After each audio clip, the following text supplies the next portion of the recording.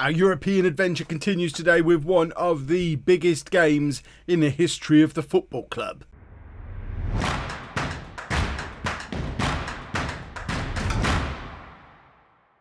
Hello and welcome to part 146 of It's Coming Home. I'm Kev, and coming up on today's episode we have the second leg of our Europa League second knockout round game against AC Milan, plus a massive Premier League game at home against Arsenal. The start of a run of massive Premier League games, in fact, because we've got a bunch of home games in a row in the Premier League.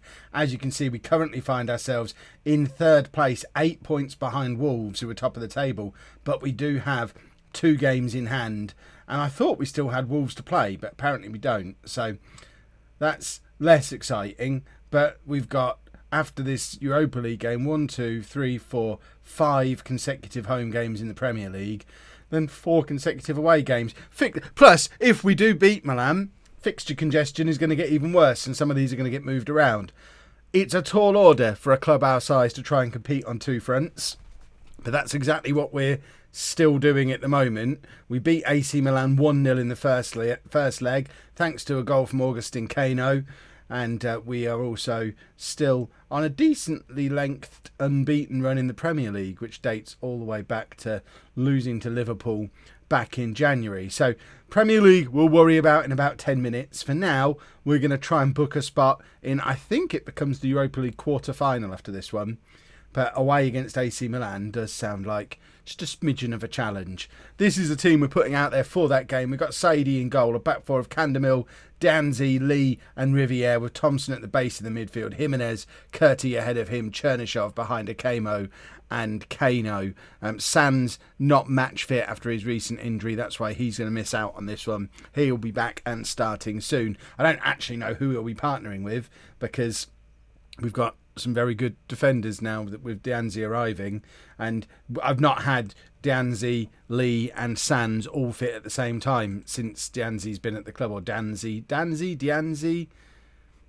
I imagine I'm recording this like 4 days in advance. I imagine you've all told me how to say his name 3 days ago, but I guess he's Danzi now, because once I've said it that many times, I can't go changing it at this point. That's why Kano's still Kano, even though apparently it's pronounced Kunu or something. Obviously Kano. Right, we're the underdogs apparently. Look at all these things we can say. The first leg means nothing now. This is a brand new match and we've got to make sure we win it. But if we're underdogs, that seems like a bit of a silly thing to say. Go out there and carry straight on from when you finish the last match. That seems like the best thing to say. We were excellent in the last match. The last match was against bottom of the table Preston, which is I assume that's the one we're referencing. We're not talking about the last match against AC Milan, although to be fair, carrying on from where we left off in that one would be fine as well, because we never looked like conceding in that first leg. We weren't that rampant going forward either, but if we went through this entire game without conceding, obviously we get through to the next round, because we're already ahead in the tie at the moment. So carrying on from either of those games is fine. And as we mentioned in the last episode, we've got 1,000-year-old Donnarumma still in goal for AC Milan in 2035, which, if nothing else, shows you just how young he is in real life now. The fact he's still their goalkeeper at this stage of the game. We're 16 years in the future. What a pass for Akamo, and Akamo scored! And what an important goal! 3 minutes into the tie. It's AC Milan 0, home 1 on the night, 2-0 to home on aggregate, a 2-goal lead, plus an away goal. My word, that's an important goal. And what a pass from Kano. What a finish from Akamo. Linking those two up. I mean, imagine if they'd both stayed at Las Palmas. They'd be a proper team at this point, because they've produced 2 of the best strikers in Europe 2 years apart, and we've nicked them both.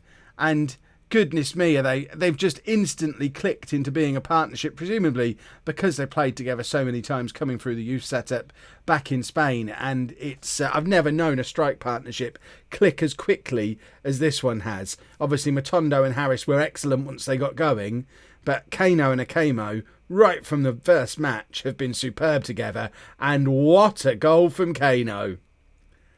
27th of the season for him. I cannot believe this time last year I was talking about needing to go out and get a proper world-class striker who could get us 30 goals in a season when we had him at the club all along.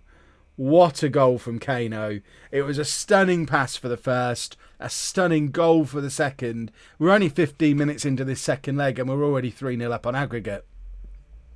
I can chill out a little bit. Don't say that the last time we played an Italian team in Europe, you chilled out.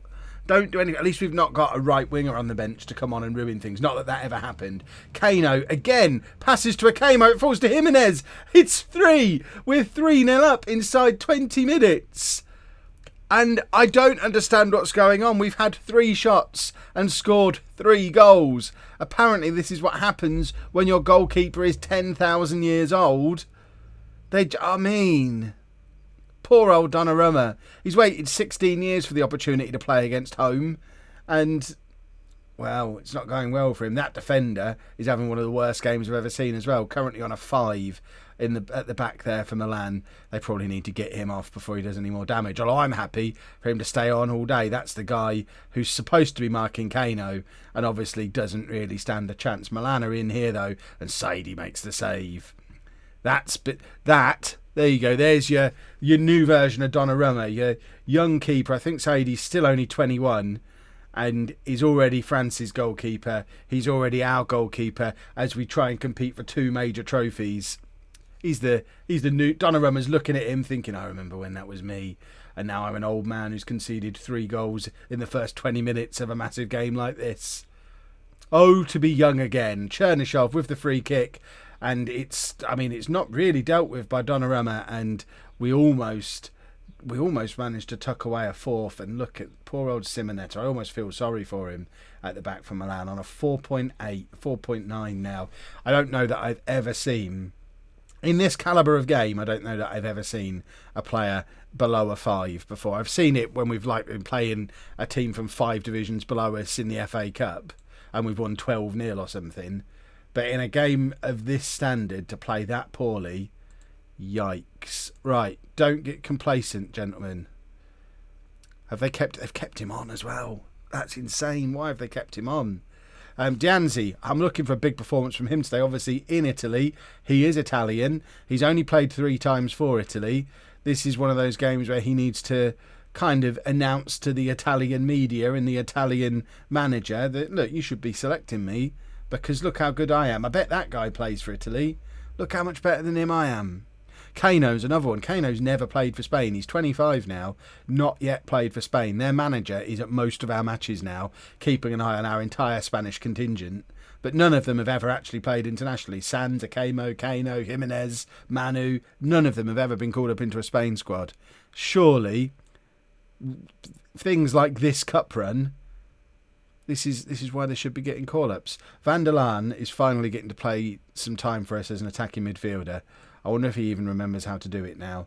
And we're going to bring on Bishop rather than Dobson, drop Jimenez back, and just switch this midfield up into the usual midfield that we switch up to when we make that change. That's a pretty common change for us now. It's a way to get Jimenez game time at the back there. It's a way to get Curti into the team again, alongside Jimenez and Thompson. It's a way to wind down Bishop's career. Now he's an old man and Milan have got one back. And we need to be very careful because we all know what happened when we all imagined what happened at Lazio. Similar sort of situation.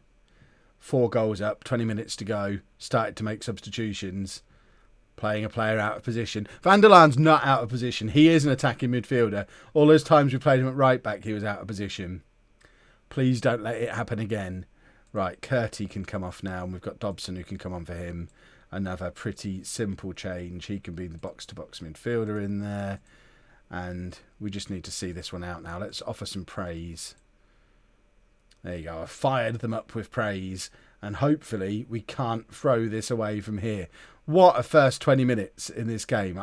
It's rare you see a performance like that first 20-minute performance, and Milan just never recovered from it. They've kind of got back into the game statistics-wise, but we just smash and grab in the first 20 minutes. They've actually beaten us by clear-cut chances. It was a 20-minute mugging at the start of the match, and it just turned the entire tie on its head. And we are now through to the next round in the Europa League. People had written us off. You proved us all wrong. What a great result. It was a great result. The dream continues. And now we've got a Europa League quarter-final draw plus a massive Premier League game. Something's got to give at some point. We can't compete for both of these trophies. We've got to prioritise one. And I don't know which one to prioritise. Right, here we go then. Quarter-final draw. So it's us plus Athletic Bilbao, Liverpool, Rangers, Benfica, Napoli, Schalke and Werder Bremen. There's a few... Some of the really big teams have kind of fallen by the wayside. There's not many teams left in this that I'm afraid of. If any. I don't know if any of those teams are as scary as AC Milan were. Let's see who we get. Napoli versus Benfica. Home, so we're doing the home leg first again. I still think Rangers would be fun because of the amount of former Celtic players we've got. Plus, I would assume Rangers are relatively beatable. Out of every team left, Rangers has got to be the one we want out of everyone who's left. Athletic Bilbao. Athletic Bilbao are 4th in La Liga. And let's just have a look to see how they've been doing in recent years. They're on a downward... I mean, that's a team we should be capable of beating. We absolutely should be able to beat them. And the other tie is Schalke versus Werder and Liverpool versus Rangers. Well, I think that quarter-final is winnable. So that will be the next episode. We're still playing Arsenal in this one. Don't go anywhere yet. But I think we'll do a similar thing for tomorrow's video where we'll do the second leg against Athletic Bilbao and Manchester United in the league so that we keep our focus on two fronts. But we can only focus on two fronts if we keep winning. So let's go and beat Arsenal first. Just a couple of changes for the Arsenal game. Then Candamill is suspended. So Sands comes back into the team at left back. We've also got Bishop back into the midfield. Just to, I mean, I rotate them quite regularly. Bishop and Jimenez and Curti and Thompson, the kind of four of them usually rotate. One of them sits out. Likewise with Manu and Chernyshov, but Manu's still not fit enough to return to the fold. Tempted to put Dragovic or Rodriguez in ahead of one of the strikers, but there's an international break starting after this game. Neither of them have been called up for Spain again, so there doesn't seem any logical reason to rest them because they're both still fit.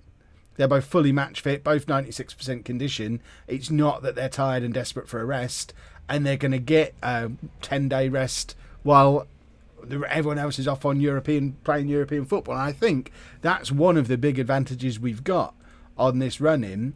The fact that because of our reputation as a club being so low, our players don't get called up for their international teams very often. So we keep getting these nice long breaks and can keep our relatively small squad fit. I don't know if there's any sense to that. Right. Recent form standings have Arsenal 9th or we're 2nd. Have we not got any revenge we can do? We're the favourites against Arsenal. That's insane. Well, in that case, I expect a win. Which seems to please everybody. A win would put us 5 points behind Wolves, still with a game in hand. Which, I mean, that feels like a title race to me that's kind of come from nowhere. Equally, a defeat could see us not plunging completely out of the Champions League spots, but goodness me, is everything tightening up behind us now. From us on 56 points, you go all the way down to Manchester United in 6th place on 54. Yes, we've got a couple of games in hand that no one else has got, but we've got to win them, and this is one of them. Bishop plays it out to Sands. Sands, not played at left back for quite a while, but cuts inside, tries a little curler, goes just over. Obviously, it's not a position he's completely unused to playing. He did it a lot, certainly before Candamill arrived at the club last summer. So I'm not desperately worried about having to play Sands out there again, but I would like a goal before half-time. So let's have 10 minutes of passion to finish off this second half. Arsenal look tired. Looking at their conditioning, that's the kind of levels ours were at in the last episode, the first tie against Marseille. They just look like they've played too much football. Curti from well out. Forces a save out of the keeper. Arsenal, I think, are still in the Europa League, or certainly were still in the Europa League up until Thursday. They might have just got themselves knocked out. I can't remember if they were in the draw or not, but they were certainly knocking around and about in the tournament until then. So I guess they have played on Thursday as well, and maybe not rested their players as well as we have, and they've scored, so it doesn't really matter. Although that stinks of offside. A huge stench of offside. We're going to the little telly and it has been disallowed. That's all right then. I mean, it was the most offsidey goal in the history of being offside. And we go in at half-time, 0-0. We do need to buck our ideas up a little bit. If we genuinely think we've got a chance of winning the title, and I don't, apart from the fact that if we weren't called home, if we were called Liverpool and we were in this situation at this stage of the season, you'd think, yeah, we're in a title race here. It's just the fact that we've never even qualified for the Champions League makes it seem unlikely, but the facts are there. If we win this game, we're in a title race. Right, so let's get passionate. We're favourites. Go out there, give the fans something to cheer for. That's made no difference at all. That was a poor team talk, Kev. Goodness me. Right, what can we do? I'm looking at the bench. I know it's a bit early, but we've got Dragovic and Rodriguez both on the bench. Van der Laan as well as an attacking option. Jimenez to mix the midfield up a little bit. But really, I'm looking in terms of strikers. And I might even do a double change with the strikers. Kano and Akamo don't seem to have turned up today, which is surprising considering how well they played in the last game. Perhaps they just don't fancy the league. Perhaps they're all about Europe. Chernyshov now with the free kick. And for a second there, I thought that was going to sneak past the keeper, but he keeps hold of it relatively comfortably. And Arsenal lump the ball up the pitch, and it started a little bit of an attack. And we need to be aware of what's going on here. They've got the man over and they've scored. And I don't think we ain't winning the league if we lose games like this, are we? These home games, all these consecutive home games we've got to be winning these. And This is an unfortunate thing to see happen. Sands he's not used to playing left back anymore, is he? That's going to be my excuse there. We are going to change both strikers and see what happens. Which way round's best? That way round. And then we're going to demand more. Two strikers. Both have goals in and both have scored recently. Both have a point to prove because they're scoring goals and not getting games. So it would be nice to see them both go and prove their point to me. Bishop can come off just because he's old man Bishop and he doesn't need to play entire games anymore. So Jimenez can play box-to-box midfielder. Curti can revert back to being the playmaker. And that's the final roll of the dice there. After that, I don't know what else to do. Demand more. Come on. We've got to be able to at least grab an equaliser from this. I don't think we're going to, are we? European hangover strikes again. We've talked about it all through the season. That's the one big disadvantage of still being in Europe. The game seems to punish you, even though Arsenal should be on a European hangover as well. Not good enough. Must do better in tomorrow's video, where once again you get a European second leg and a Premier League game. We've got like 5 Premier League games to play between now and then as well. So by the time you come back tomorrow, we could, it seems unlikely now, but we could be in a title race. We could be clinging on to a Champions League spot, or we could be 100% focused on the Europa League by this time tomorrow. We shall see. If you've enjoyed that, please make sure you leave a nice big thumbs up on there for me. Subscribe to the channel for daily Football Manager videos. And thank you very much for watching.